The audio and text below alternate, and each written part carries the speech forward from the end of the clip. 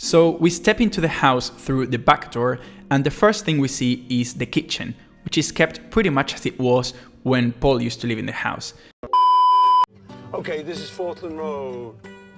What's up everyone, my name is Augustine, I'm a musician and a massive fan of the Beatles, and I'm here outside Paul McCartney's childhood house in Liverpool.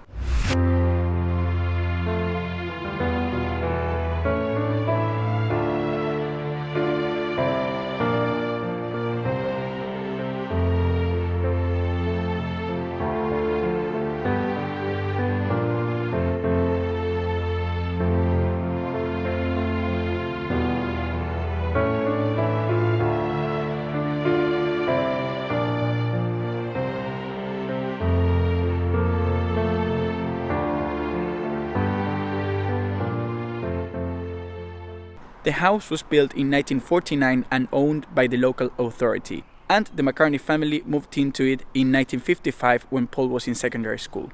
The house now belongs to the National Trust, and you can actually visit and see inside the house if you want. You need to join the tour, and it's £33 for both houses, John Lennon and Paul McCartney's houses. I'm gonna take the tour tomorrow. Sadly, they don't allow videos inside the houses, so I won't be able to share the videos with you guys. I'm sorry, but I really wish I could share the videos with you because I am so excited about going into the houses of John and Paul. It's gonna be great. But yes, if you ever come to Liverpool, you should definitely visit the houses of John and Paul, and also Ringo's and George's, of course.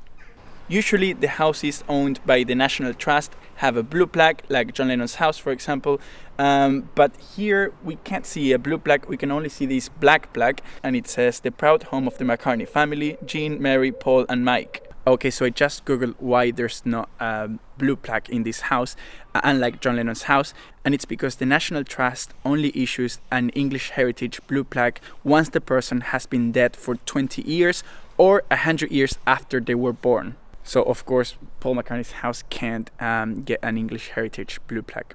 This house has been described by the National Trust as the birthplace of the Beatles. John and Paul used to hang out here all the time, and they wrote so many songs in here as well.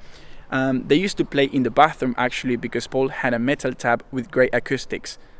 James Paul McCartney was born on the 18th of June 1942 at Walton Hospital in the Walton area of Liverpool, where his mother, Mary Patricia, had qualified to practice as a nurse. His father, James McCartney, was absent from his son's birth due to his work as a volunteer firefighter during World War II.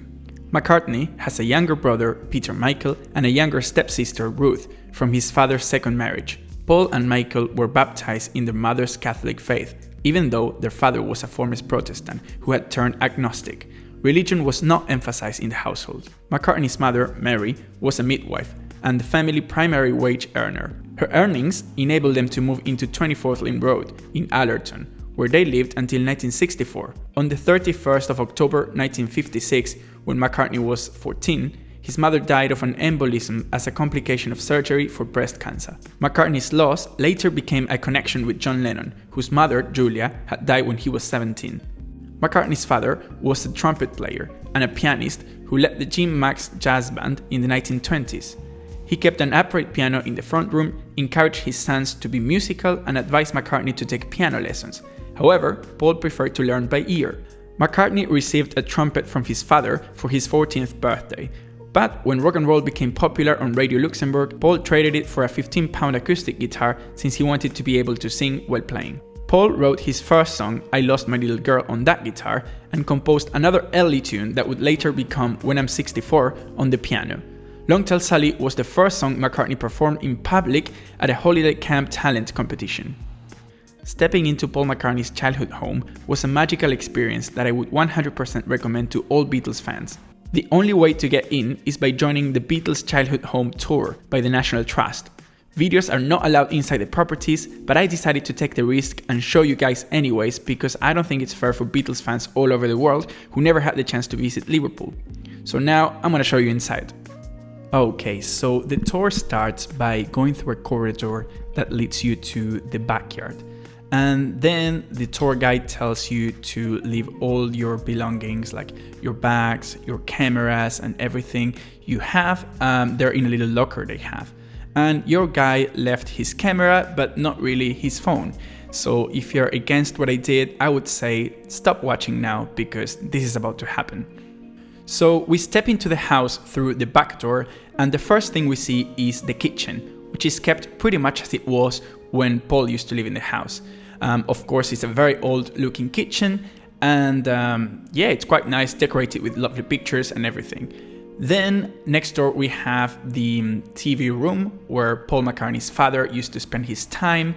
And then next door we can see the living room, which is, to me, the best room in the house. It's really, really nice. There's a lot of very, very interesting pictures. And of course we can see the piano that unfortunately is not the same piano that used to be there when Paul used to live in the house. But Paul did play that piano on the Carpool Karaoke episode with James Corden, where they drive around Liverpool and they visit famous Beatles locations, like for example Penny Lane, and then they visit the house. So yes, in that episode Paul played a little bit of When I'm 64 on this piano, which is literally the same place where he wrote the song many, many years ago. Again, not the same piano, but the same place.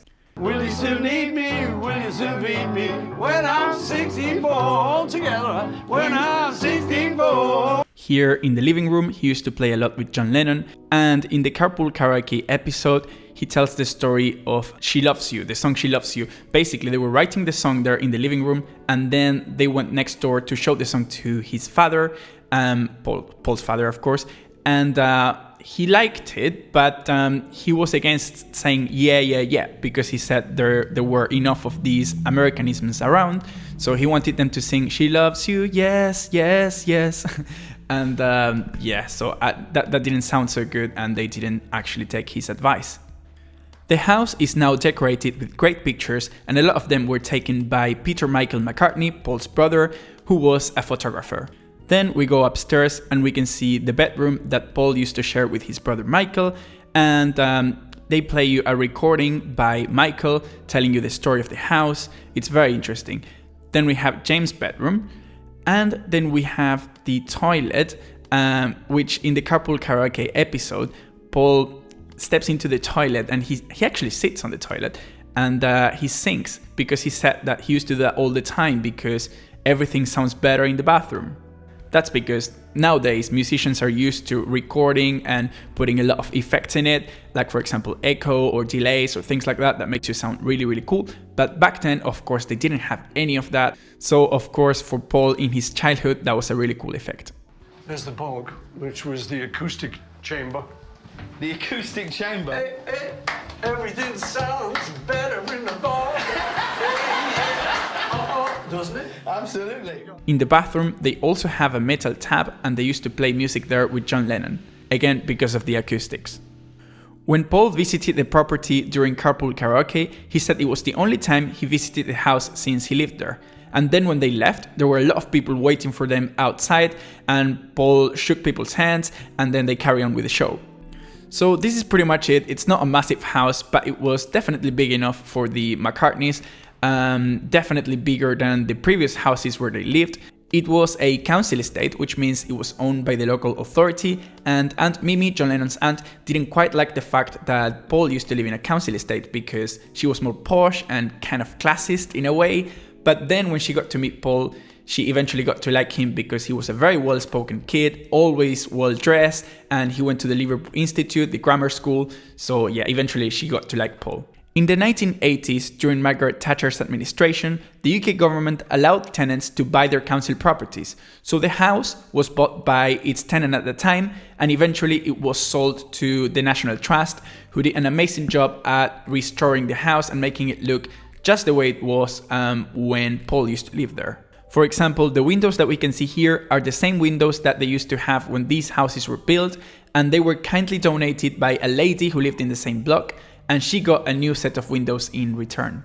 If you're ever in Liverpool, I would 100% recommend you take the National Trust tour, where they show you Paul McCartney's house and John Lennon's house, and they also give you a book if you have the option to buy the book or not to buy the book.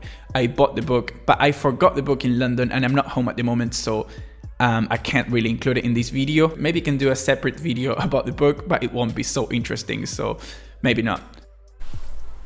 Okay, so this is pretty much it for now. Thank you so much for watching. If you like this video, please give it a thumbs up. You can also follow me on Instagram and Facebook, and there's a PayPal link as well for donations. Every donation will be absolutely appreciated. And the most important thing is, if you like this video, please consider subscribing to this channel, because I have many videos about the Beatles. I have videos visiting very famous Beatles locations, like for example Paul McCartney's house in London, or Abbey Road Studios, or John Lennon's house. And here in Liverpool I'm also making so many videos. So yes, I think if you love the Beatles as much as I do, you're gonna love my channel. So please consider subscribing. That's it for now. Thank you so much for watching. See you next time. Bye. Well, I'm afraid that's us run out of time. Oh, I'm really okay. sorry. Well, so, thanks. Bye everyone. thank you very much. Thank you. If I give my